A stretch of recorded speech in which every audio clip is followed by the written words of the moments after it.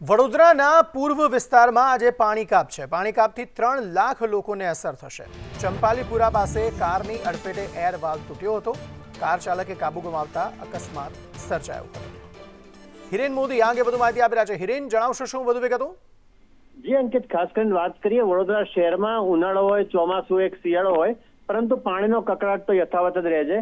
હાલમાં જોઈએ તો પૂર્વ વિસ્તારમાં છેલ્લા કેટલાક સમયથી કોઈને કોઈ કારણસર પાણી કાપ આપવામાં આવે છે, જેના કારણે નાગરિકોને હાલાકી ભોગવવી પડે છે। એક તરફ પાણી નથી મળતું, બીજી તરફ કાળઝાળ ગરમીમાં ટેન્કરોનું રાત છવાઈ જાય છે, જેના પગલે નાગરિકોમાં પણ રોષ જોવા મળી રહ્યો છે।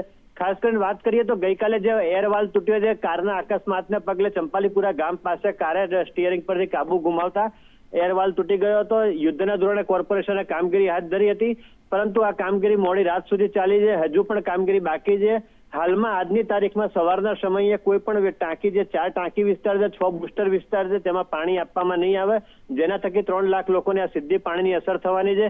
સાંજ સુધીમાં પાણી પુરવઠો યથાવત કરવાની કવાયત હાથ ધરવામાં આવી, પરંતુ એ પણ પૂરતા પ્રમાણમાં પાણીનો જથ્થો નહીં મળી શકે।